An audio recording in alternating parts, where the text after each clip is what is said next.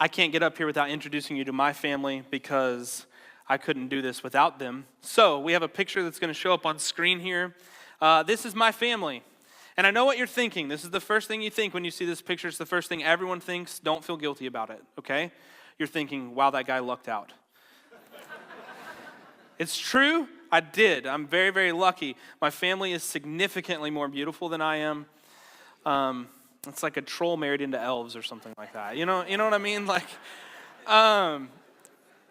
listen, they're a lot more than I deserve. Standing next to me here, this is my wife, the most beautiful thing I've ever laid eyes on. And her name is Addison. She manages a student housing apartment complex over by UNCC, pours her lives into college students every day. She does an incredible job over there, and I'm really proud of her. Addison and I actually this past Thursday celebrated our 7th year anniversary. So we have been married 7 years. Thank you. I know 7 years for some of you is not a lot, and I can't really get into the story right now because I'd be here all day, but Addison and I, we met in December of 2011 and got married in February of 2012. So we had only known each other for 3 months when we decided that God had told us that we should marry one another. Turns out he was right. He does that. So it's been the greatest 7 years of my life. I can tell you that much. It really has been. So down here, this is my first daughter, and I picked this picture on purpose because it perfectly captures my family. Because as you can see, my youngest daughter is hamming it up for the camera. So that's her favorite thing to do. Her name is Evangelina. She goes by Evie. She's 4 years old. Church is her favorite place in the world. So if you're out in the lobby and you see this blur running by you that kind of reminds you of the Flash comic books, that's my daughter. Which it really shows how far we've come as church. Because when I was her age, you went to hell for running in church. So it's pretty incredible now that we've found freedom in Jesus and we allow kids to be kids in the lobby of churches, right? And then up here is my second daughter. And it captures her as well because she's trying to pull her mom's hair in this picture. And she is a ball of destruction. She's 1 year old. Her name is Charlotte. She goes by Charlie. Just last night, for instance, I'm just giving you some insight on, I'm telling you, you think you've seen a 1 year old destroy things. You have not seen a 1 year old destroy things. Last night, her and her sister were sharing a bag of chips. And they finished out this bag of chips, and when you get to the bottom bag of chips, all that's left are crumbs. So Evie's done, and she walks away. Charlie picks up the bag, turns it upside down, dumps all the crumbs on the floor, and then proceeds to walk on them, just to see what will happen. What you can't see in this picture is my third one. I have a third kid coming. It's still cooking. So we find out tomorrow, actually, what gender it will be. So I'm hoping for a girl. I really love girls, so I'd like to have 3 of them.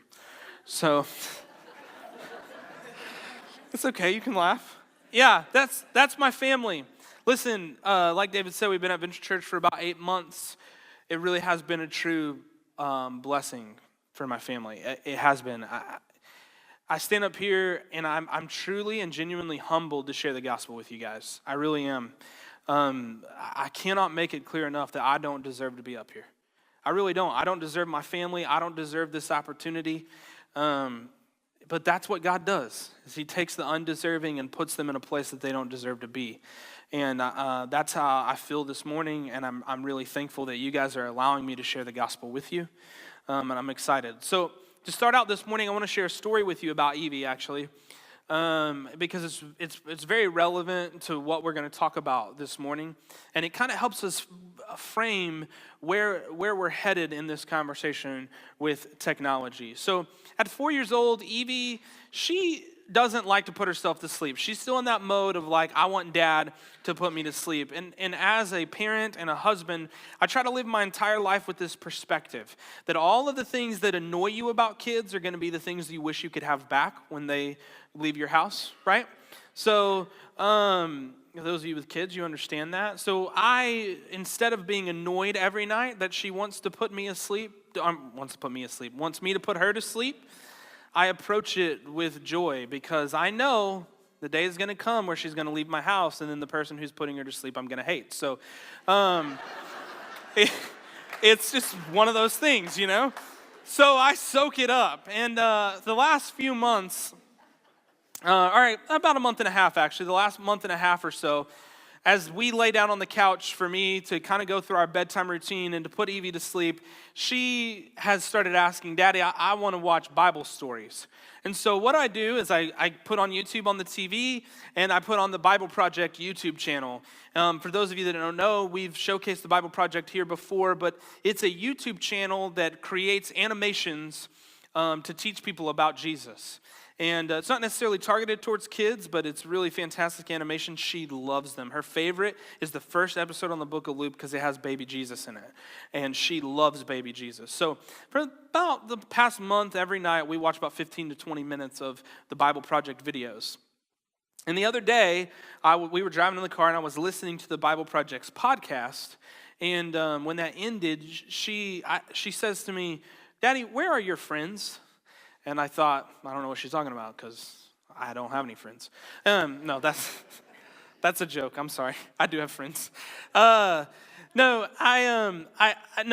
said, who are you talking about? And she says, the people that we listen to, the ones that tell us about Jesus. I said, where are they? I said, oh, the Bible Project guys. And she said, yeah, what are their names? I tell her, oh, their names are Tim and John. She said, well, where are they at? And I said, well, baby, they're not really Daddy's friends. He hasn't ever really met them. They live all the way across the country from us in a state called Oregon. And so they just make these videos for everyone. It's not just Dad who listens to these. Everyone sees them. She says, oh, okay. Well, when I grow up, I'm going to go to Oregon and I'm going to meet them. I thought, that's a really good idea. I said, well, what are you going to do when you get there? She said, well, I'm going to talk to them. Okay, what are you going to say? I don't know. I'm going to tell them thank you for teaching us about Jesus. Yeah, you can all say, aw. Yeah. As tears just rolled down my face, I said, you know what? I'm going to go to Oregon with you, and I'm going to tell them thank you too. Man, it's incredible what technology can do in our lives, right? It's an amazing story because these guys, if they didn't get on the computer to build animations and then upload those animations to the internet, my daughter's journey to Christ would be drastically different. And my parenthood would be drastically different, right? I would have to parent differently. Technology has come into our lives, and it has made things better for us. But over the past month, we've been talking in this conversation about sexuality for those of you that are there. And that conversation can kind of skew our view on technology. It can, because in the 21st century, technology and sexuality are deeply connected to one another. But it's in a negative way. So we talk about statistics on pornography and all of these things, and it's all wrapped up in technology. And we start to feel really hopeless about our technology. And what I want to do this morning is to talk about God's sovereign plan on technology and to show you that there's actually a lot of hope in what God intends to do with the technology in our lives. And we're going to start by just showing you some hope, right? Because we look at all these statistics and it's depressing. So let's look at some good statistics. If we take just the YouVersion app, that's the Bible app. If you were to go to the App Store right now and search Bible, and there would be that little brown icon with the gold text that says Bible on it. You know, most of you have probably seen that app before or downloaded it on your phone. That's called the YouVersion Bible app, okay? And if you take just that app alone, it was one of the first 200 apps ever uploaded to the App Store. And by 2017, by the end of 2017, that app alone had 300 million downloads. Isn't that incredible?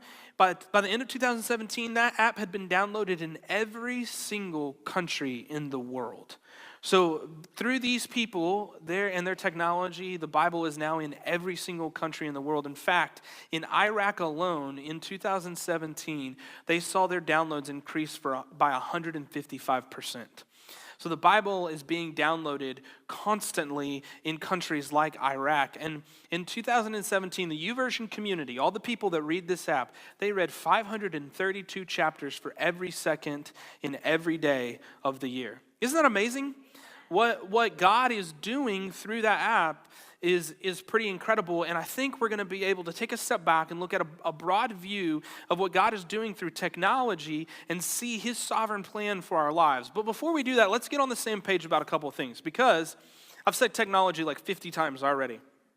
And that can be kind of a confusing word, because most of the time, if we were to play like a word association game and I was to yell out technology and then you yelled out the first thing that came to your mind back at me, majority of you would probably say phone, right? You would think of phone. We immediately jump to digital technology. But the definition of technology is actually the reordering of raw materials for human progression. So the word itself is really, really broad. The wheel would be technology. Fire would be a feat of technology. And when we understand this definition, we not only see God's hope in the statistics around technology, but we see God's movement around technology inside of the Bible itself. That's the second thing we need to get on the same page, is understanding that that technology and technological advancement is deeply tied into the story of the Bible. Take, for instance, Noah's Ark. Here we see God inspire the advancement of technology, right? There's this guy, floods are coming. He's like, I don't know what a flood is. What am I supposed to do? God says, you're going to build a boat. He says, I don't know what that is either, right? That's the story. Noah doesn't have a clue what a boat is. God says, don't worry, I'll teach you. And so he lays out these really intense directions on how to build this giant ark. And God advances technology to rescue mankind, to help mankind continue on. But we also see God curb the advancement of technology, right? Just a few chapters later, through the advancement of the technology of the brick, all right, people decided to take technology in their own hands. They said, I'm going to become God, and they begin to build a really tall tower. It's the Tower of Babel. They said, I'm going to be God, and God steps in and says, no, you aren't. Right? Showing that they aren't. And he curbs the advancement of technology by diversifying our languages. So God is deeply intertwined with technology, and he's intertwined with the technology in our lives. And I think as we're looking at that, we'll see that God uses technology to impact our lives in three ways. Okay, the first way is this: God uses technology to teach us about ourselves, about our own lives, okay? So, of the three impacts, this one is this is the hardest to accept. This is the hardest to come to grips with, because we have to face our own self, and that's not always fun.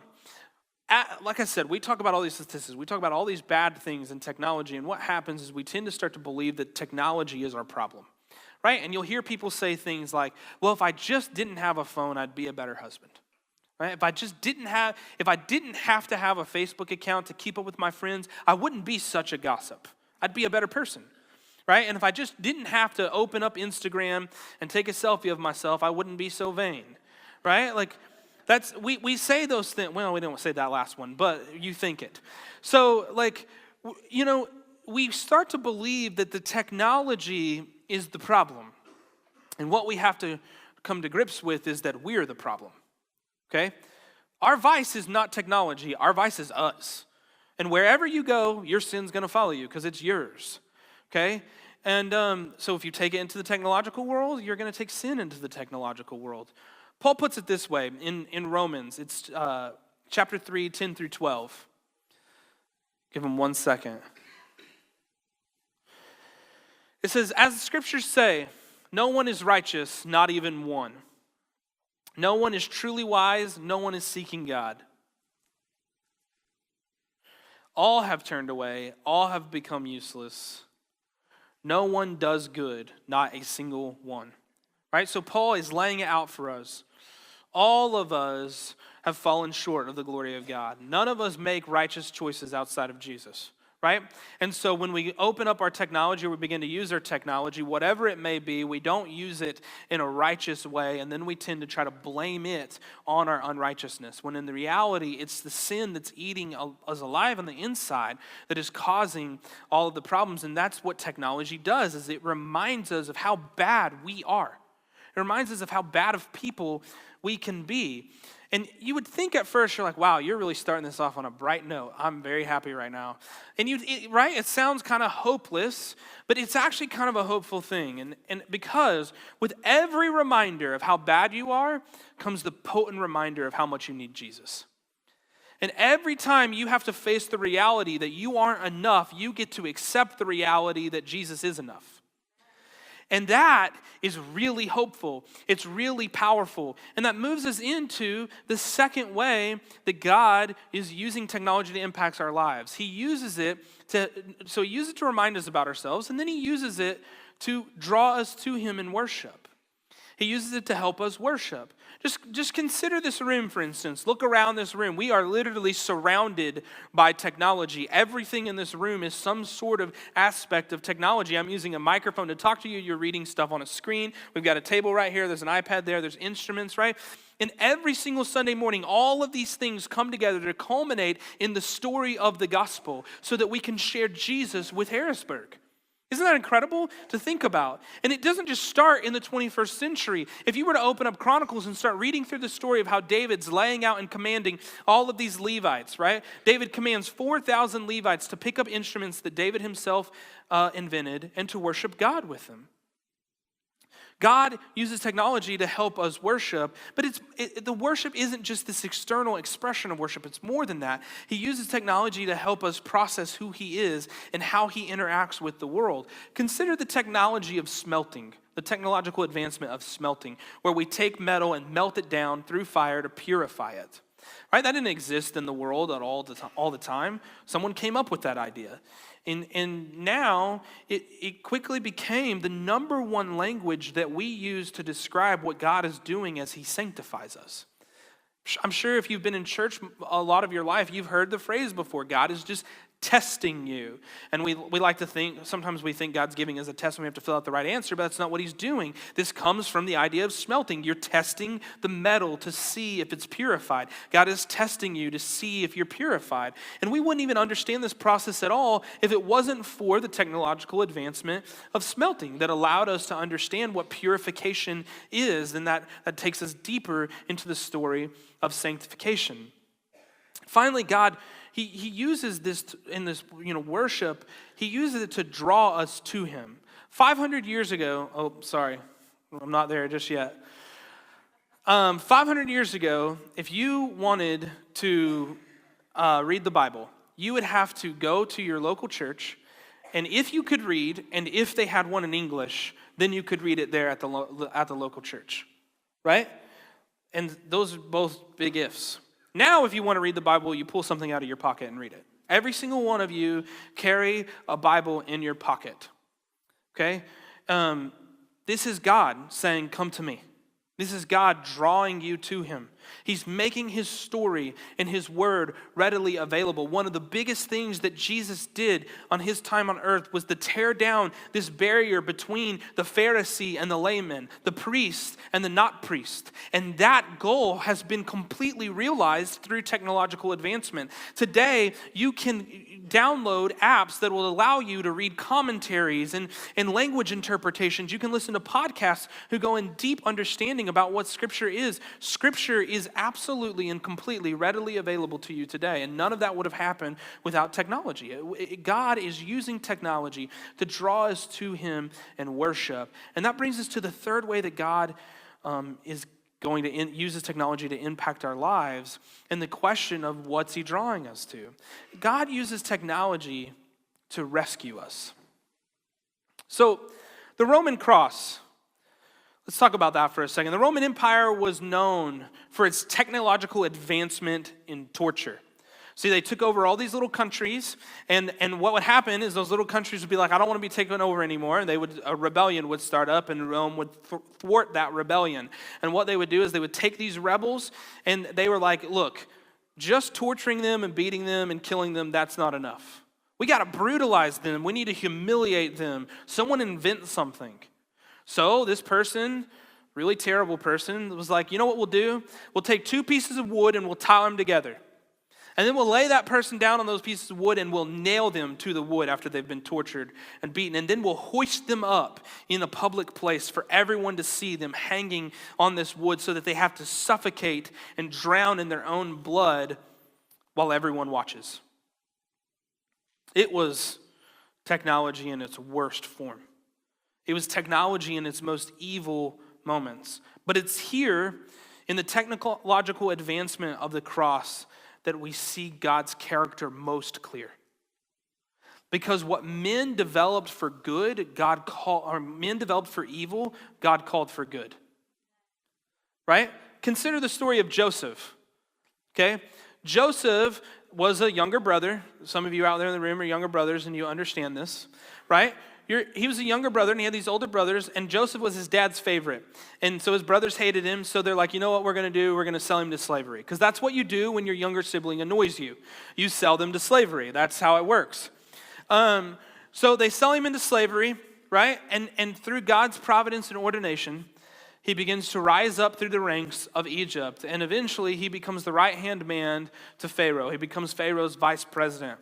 And he begins to have these dreams and interpret these dreams that are leading to famine in the land. And so Egypt begins to store up all this land, and Joseph's brothers, now in the midst of a famine, have to go to Egypt and ask for food. And what happens is when they get there and they realize that the person they're going to have to ask for food is the very same brother that they had sold into slavery, they begin to fall on his face and beg for mercy. And this is how Joseph responds. It's Genesis 50:20. He says, "You intended to harm me, but God intended it all for good. He brought me to this position so I could save the lives of many people." That is the story of the cross right there. Through the cross, Jesus becomes a new and better Joseph. And he gets to say to us all, what you invented for evil, I captured for good. Right? Tony Reinke, an author, he wrote a book called 12 Ways Your Smartphone is Changing You. He says, he captures this idea in this quote. And it says this: "But this awful tool of torture doubled as the hinge on which all of God's redemptive plan turned.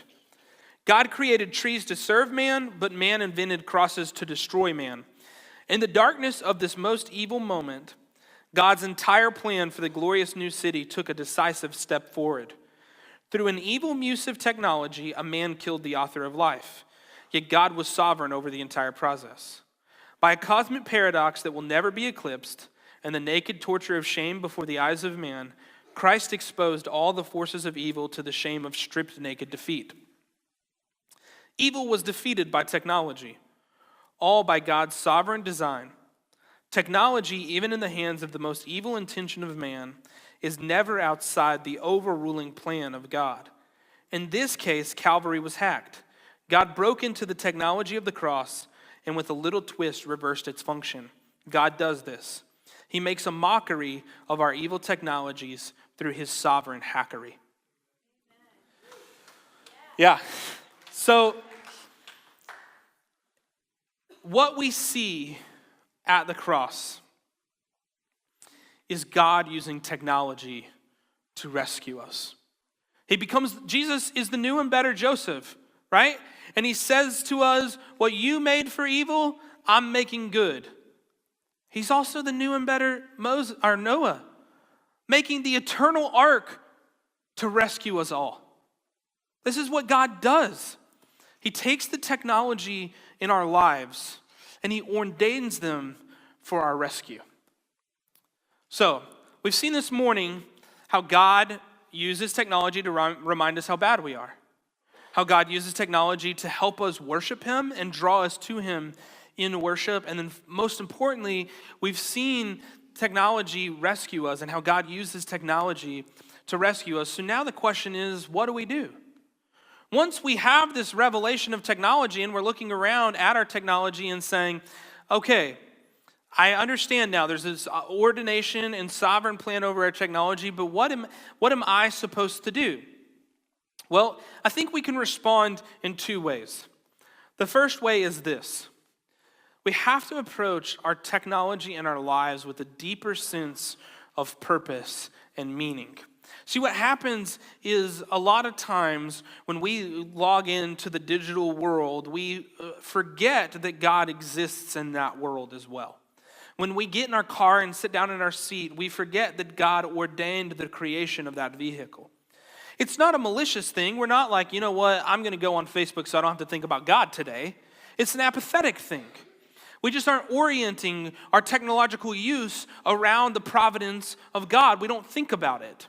And one way that we can respond to this revelation is by beginning to approach all of our technology with a sense of purpose, realizing that God has called it to our lives to help us be more, to help us tell his story more. We have to accept, if we just even take just the internet.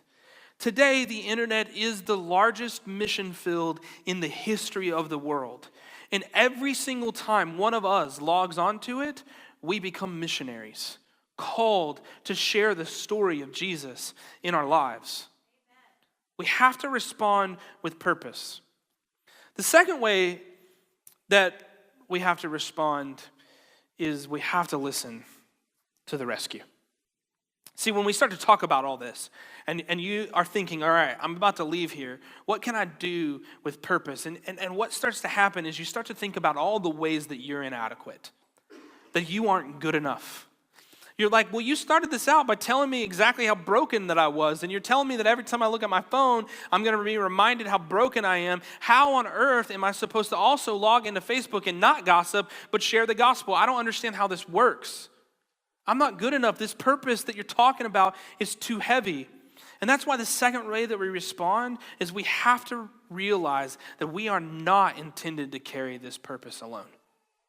And we have to run to the feet of Jesus. Overall, this is all about God calling you to Christ. He's saying, come to Jesus. We have to respond by looking at the reminder and utilizing the worship and running to the rescue. Running to our only hero. It's only through him, singularly through Jesus, will anybody be saved or set free or find any hope. And so we respond to this revelation by taking all of this weight and purpose and baggage and messed upness and inadequacies, and we take them and we lay them at the feet of Jesus. And we turn all of this over to him. We give our whole lives over to him, whether it be physical or digital. We give everything to him, and we start to live for him. And I believe that if you would respond in these two ways, if you would start to approach the technology in your life with purpose, and you would use it to go to the feet of Jesus, your life would be radically changed. Radically. Right now in this room, there are men who their phone, when they pull it out and they look at it, it is a token of guilt. It's associated with pornography. That's what it is. But I'm telling you through Jesus, when you pull out your phone, it can be associated with salvation. It can be associated with hope and purpose. And you can pull out your phone and not look at that stuff. There are women in this room who literally find their meaning and purpose in the amount of likes that they get on the pictures that they post of themselves. Their entire self-identity is in how much people on social media gossip about them and like about them. And they're not happy about that when they go home at night. They realize how sad it is. And I'm saying that through Jesus, all of that can be released, and they can find hope in going to social media as a missionary to share the gospel and to make other people realize that God called them beautiful, and it doesn't matter how many likes they get. It doesn't matter. If we respond by running to the feet of Jesus, we'll walk away free, full of hope. And then when we look around and we see all of this technology, we won't be overwhelmed by looking at vices everywhere. We'll be empowered and inspired by seeing tools in every corner to express the creativity and the hope and the joy that God has given you through Jesus Christ. So today, I hope that as you leave here, you begin to see your life with a deeper sense of purpose and meaning, and that you start to use the technology in your life for God's sovereign plan. And I hope that as you do that, you realize that you aren't doing any of this alone, but you have been set freed and rescued through the power of Jesus Christ.